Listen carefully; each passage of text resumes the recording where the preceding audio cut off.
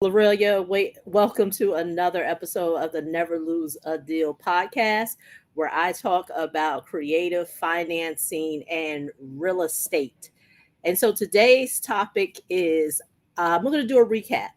If you're watching this on YouTube or if you're listening on one of the streaming apps, you'll see that the title of this segment is Creative Financing and Real Estate Recap.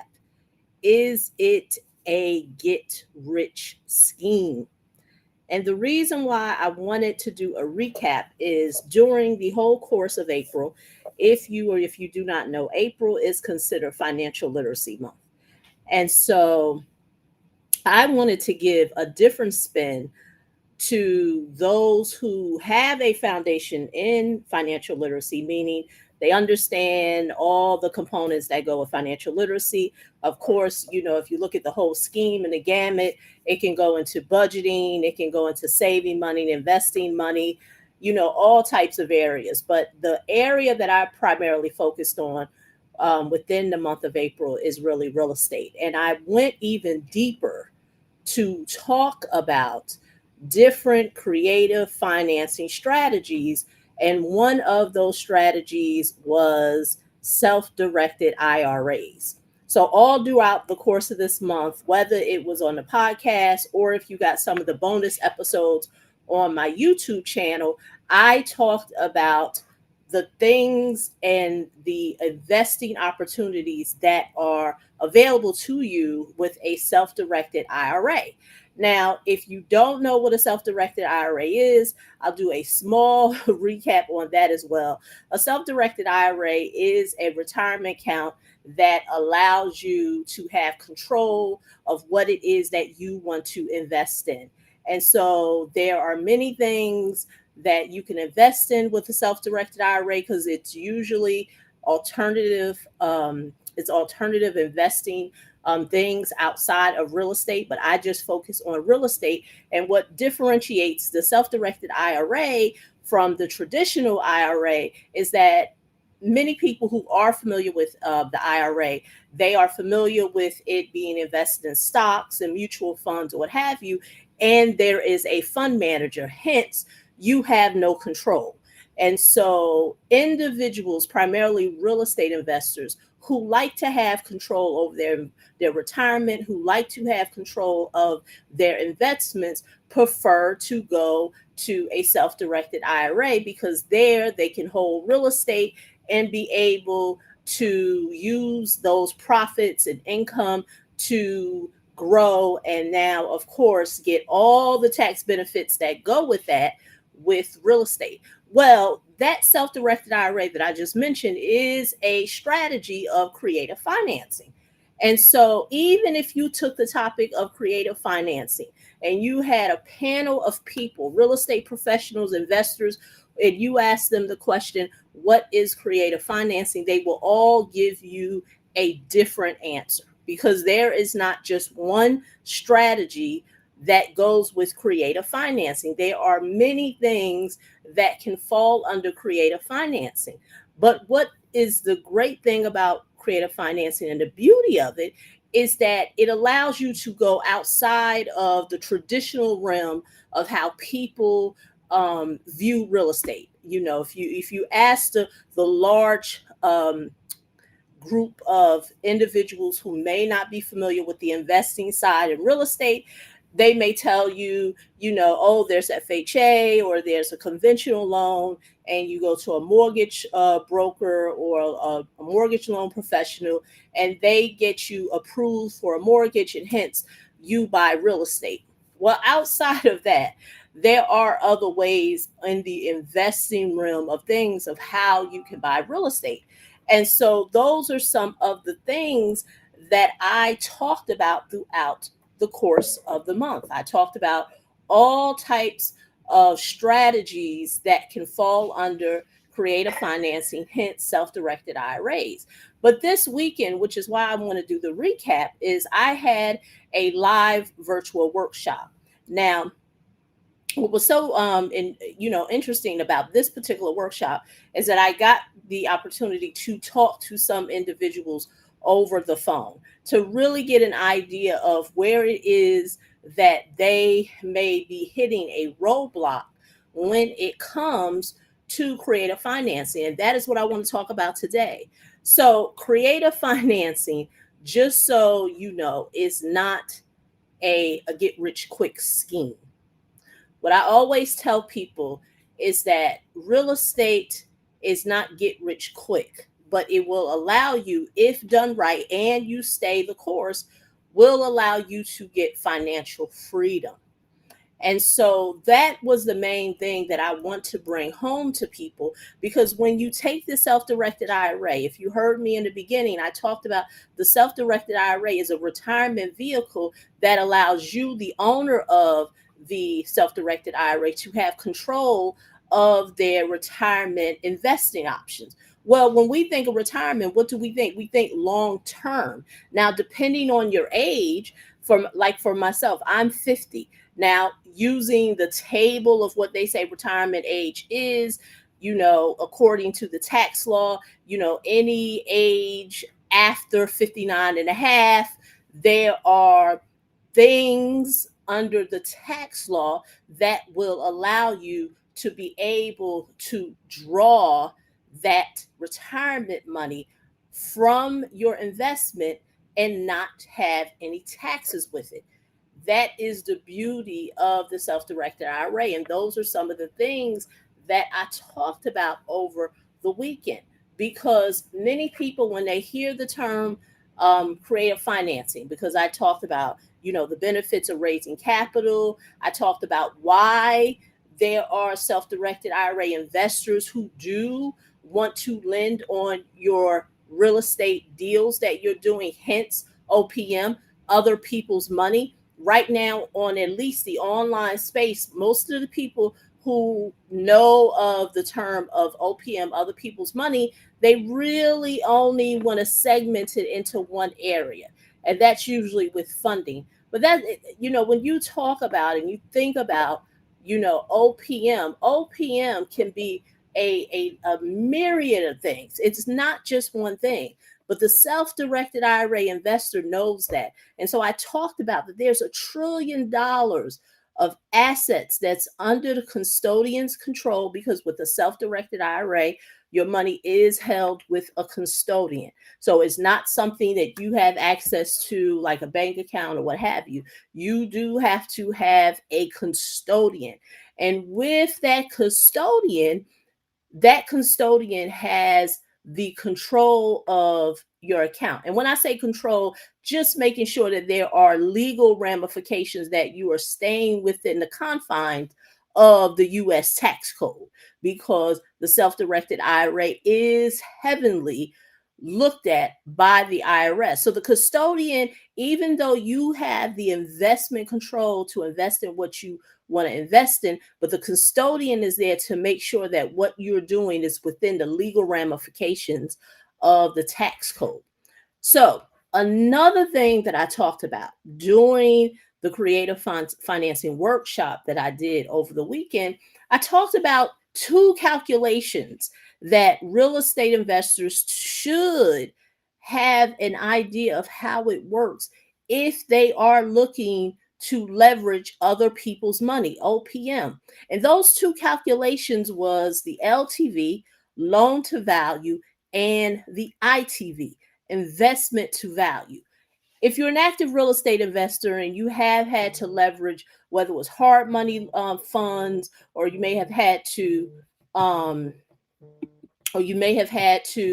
um, leverage somebody else's funds, understand that most investors look at loan to value. Loan to value has to do with how much how much equity does the borrower have in the deal to be able to invest in it if they want to leverage a an entity's fund or a private investor. If they want to use OPM, other people's money, they need to know the LTV. You'll be surprised how many investors I talk to. They want access to money, they want access to OPM, other people's money, but they um but they have no idea what LTV is. Another thing I talked about was the ITV. And remember, I said ITV is investment to value. Investment to value has to do with the investor who is lending on the deal. Now, that calculation is important for the investor because the investor needs to know how much equity they're going to have in the deal. And that was the one thing that I wanted to bring home to those that I spoke to over the weekend is that if you're looking to leverage other people's money, do you know what's in it for the investor who is loaning you the money? Most people, when they are looking to leverage other people's money, yeah, they know about the house. They know about the hard asset that they want to be able to purchase and borrow money for that particular asset to earn a profit. But they're never looking at the investor. What's in it for the investor? And I'm a big advocate of is that most people, I don't know about you, most people really only tune in to what's in it for me. Understand, ladies and gentlemen, when an investor lends money on a deal, you want to use OPM, whether they're using their line of credit, whether they're using their credit card, whether they're using retirement funds, what have you, they want to know the numbers. Whereas the person who's looking to borrow the money is probably looking at the house, is probably looking at all the intangible things that no, should I say the tangible things that don't matter. Whereas the investor who's lending you the money, they're looking at the intangible things. They're looking at the things that you're not thinking of, because like I said, they're usually not going to tell you what they want their investment to value be. But once again, what I had explained to the individuals I spoke to is that it is good for you to have that conversation and to be able to calculate with a particular deal that you're looking to lend on, what could be the ITV for that investor, because now you can have a conversation of the meeting of the minds. It is a meeting of the minds to get very clear on what is it that they're looking for. Are they looking to just be a passive investor in the deal, meaning they just want to put their money to work, or do they want to be a active participant? Not only are they putting their money to work, but they also want to be an active participant with what it is that you're doing. They want to have some say, because those two things have a lot to do with the yield that you would be giving them. You'll be surprised. So many investors, they want to leverage OPM, other people's money, but they don't even know the yield. They don't know what's a good yield for them to feel like it's a win-win for them. All they know is the hard number. Oh, I know that if I do this real estate deal, I want to be able to profit X amount of dollars. But what's the yield on the money that you're borrowing? Is it even a good yield? Because even if you're leveraging your own money, whether it's a line of credit, whether it's a credit card, whether it's some type of loan, what is your own LTV? Start looking at things from that standpoint, not the tangible, but the intangible things, because it's going to make you a better investor and a better steward of OPM, other people's money. Because understand, ladies and gentlemen, this is what I always tell clients: money is an abundant source. You'll be surprised how many people will lend to you if you can literally communicate what's in it for them in terms of the yield and the money. Not to look at things just, hey, I'm just looking for some money. Because I see a lot on social media, I'm in a lot of real estate groups, and you'll be surprised how people will put a post in a Facebook group. They'll say, hey, I'm looking to do this particular deal. They may give us some pricing or what have you, but they never really go into the numbers of the yield, the interest rate of what they are looking to get an interest rate on, and then also how it would benefit the investor. You'd be surprised. So many investors never run their numbers because they're thinking it's the money. The money is what they need to be focused on, and that's why my goal for the rest of this year is to really hone in on the creative financing, because I noticed that when I was doing a lot of content on business funding, business credit, business lines of credit, leveraging credit cards, you'll be surprised how so many people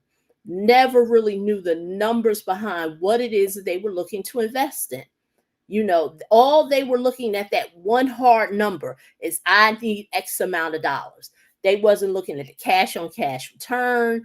They weren't looking at the ROI, and you could forget it. Maybe they looked at the LTV. They may have looked at that, but they definitely wasn't looking at the investment to value for that investor. Because imagine you really having a conversation with an investor, and they want to loan you the money. But what about if the interest rate is not really, advantageous for you? How do you know that? Or are you just listening to a number? Because most people, they are so hung up on, I need the money. They have desperation on their breath that they're not even looking at what the interest rate and the yield is for them to be able to borrow on that money.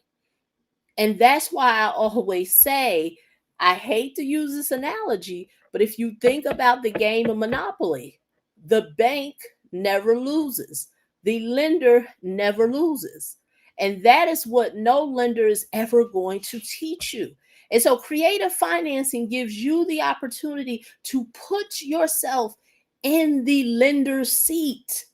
Because when you start to put yourself into the lender's seat, where you begin to just have an idea of, if I was lending money myself on this deal, would it be advantageous? Do you just see how, if you just turn that perspective? Because I always say to people, would you lend to you? Let's take the scenario of what you're given. That's why I like to work with experienced investors, those who have leveraged money before, whether it was hard money or maybe it was a private lender. And I always say, let's look at all the terms, just going on terms, not looking at the tangible. The tangible is the house, the tangible is the investment, the tangible is the actual doing of the real estate. Let's look at the intangibles, the things that people don't really pay attention to, and that has to do with the terms of the real estate, that you raised your hand and say, yes, I agree to those terms.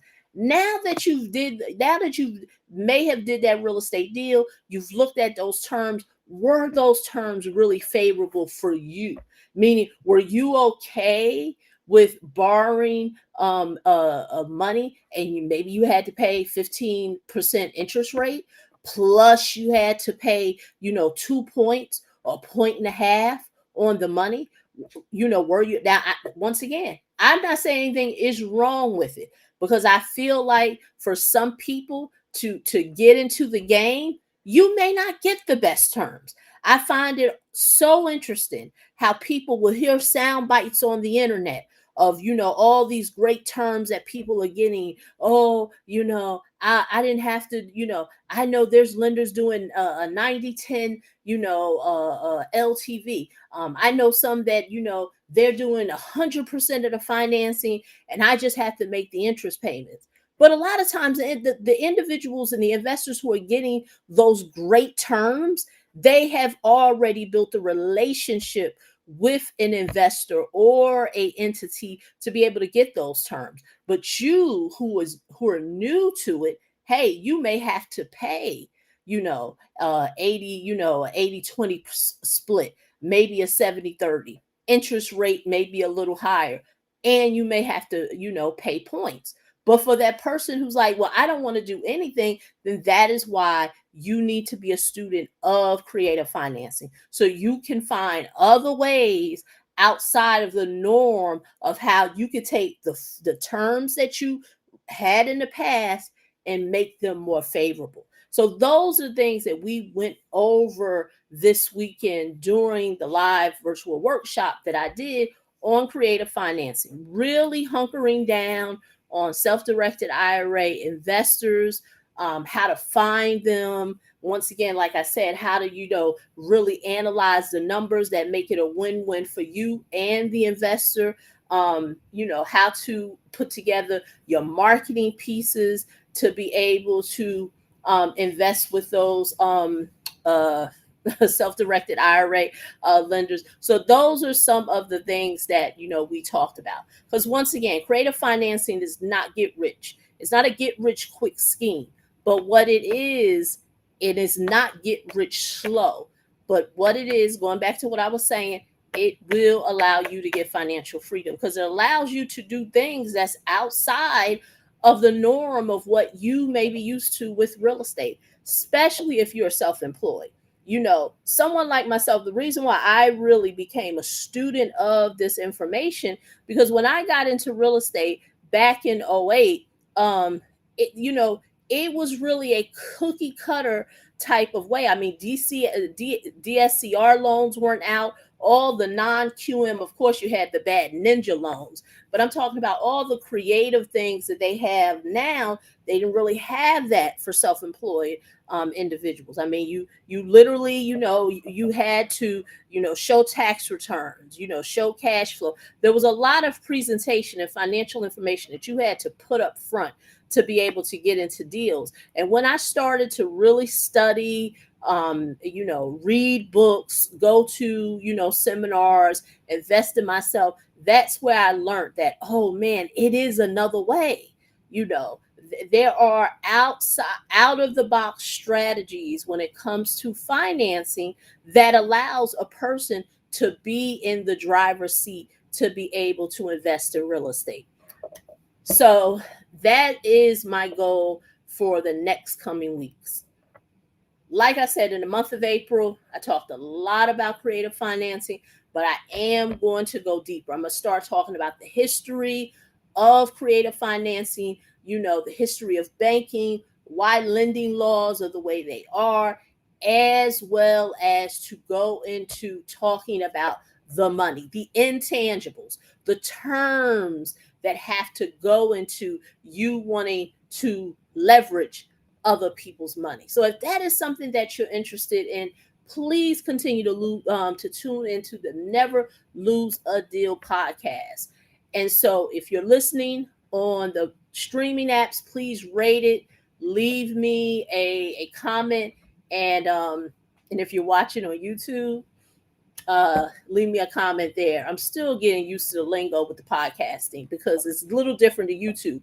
But once again, if you're new to me and you've never came across me before, please, in the show notes, you can go to my YouTube channel, and there I have over 800 videos talking about the topic of creative financing in the realm, of course, credit, business credit, funding, as well as these topics as well, self-directed IRAs and real estate. So I've been talking about this topic for many years. I'm not new to it, but if you need to see more documentation, more results of who I am and what I know, please go to my YouTube video. The link will be under the show note. So once again, this is Lorillia signing off.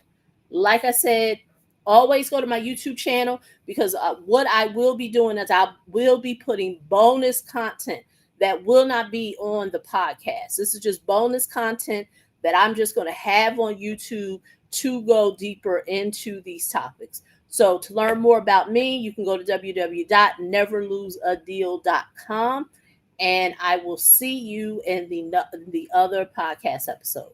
Okay, this is Lorillia, and I am signing off. See you in the next show. Bye-bye.